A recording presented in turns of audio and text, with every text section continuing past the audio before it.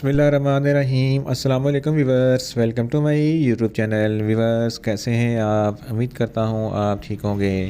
Viewers आज मैं आपको ईसोमेगा 40 mg कैप्सूल का मुकम्मल रिव्यू दूंगा जो मैदे की तेज़ाबियत, सीने की जलन, heart burn, gastric ulcer, peptic ulcer और एच पाइलोरी के लिए बहुत ही मुफीद कैप्सूल है।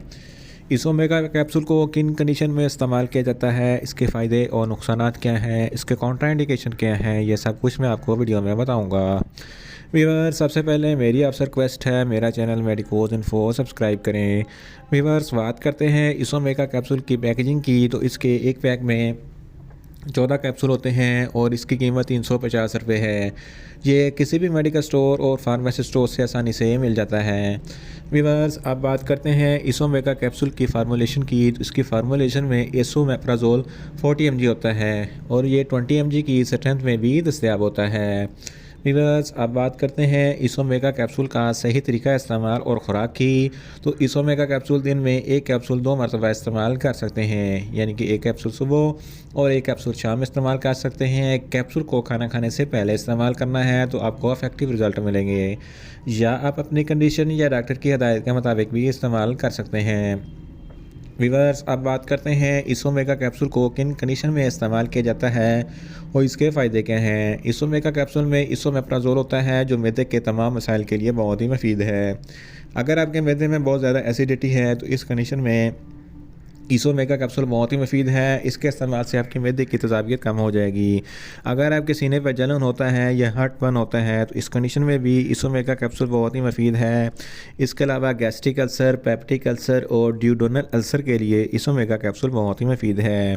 जर्ड, जिसको गैस्ट्रोएसोफेगस रिफ्लक्स डिजीज़ कहते हैं, ये एक ऐसी बीमारी है जब आप खाना खाते हैं तो खाना खाने के बाद आपको खुराक की नाली में जलन होती है और खट्टे मीठे डकार आते हैं, तो इस कंडीशन में भी इसोमेगा कैप्सूल बहुत ही मुफीद है।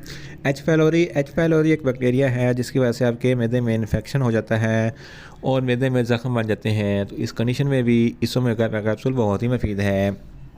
अगर आप बहुत ज़्यादा स्पाइसी फूड खाते हैं तो स्पाइसी खाना खाने के बाद इसोमेगा कैप्सूल का इस्तेमाल ज़रूर करें ताकि आपके मैदे में ज़्यादा तेज़ाबियत पैदा ना हो। इन शॉर्ट इसोमेगा कैप्सूल मैदे की तेज़ाबियत, सीने की जलन, heart burn, gastric ulcer, peptic ulcer और एच पाइलोरी के लिए बहुत ही मुफीद कैप्सूल है। व्यूअर्स आप बात करते हैं इसोमेगा कैप्सूल के नुकसानात की, तो इसके कोई ख़ास नुकसानात नहीं हैं, मगर इसकी ओवरडोज लेने से आपको कुछ मामूली से नुकसानात हो सकते हैं, जैसा कि आपको न्यूज़िया हो सकता है, आपको वोमिटिंग हो सकती है और आपके पेट में दर्द हो सकता है। व्यूअर्स आप बात करते हैं इसोमेगा कैप्सूल के कॉन्ट्राइंडिकेशन की, तो ऐसे अफराद जिनको इसोमेगा कैप्सूल के किसी भी अज्जा से कोई भी एलर्जी है इसोमेगा कैप्सूल इस्तेमाल ना करें, और छोटे बच्चे जिनकी उम्र 10 साल से कम है इनको इसोमेगा कैप्सूल इस्तेमाल ना करवाएं। व्यूअर्स ये था इसोमेगा कैप्सूल का मुकम्मल रिव्यू।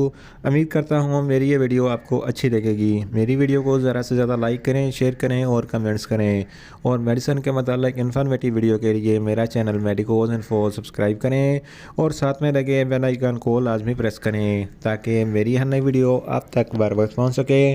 मिलते हैं एक नई इन्फॉर्मेटिव वीडियो के साथ। अल्लाह हाफिज़।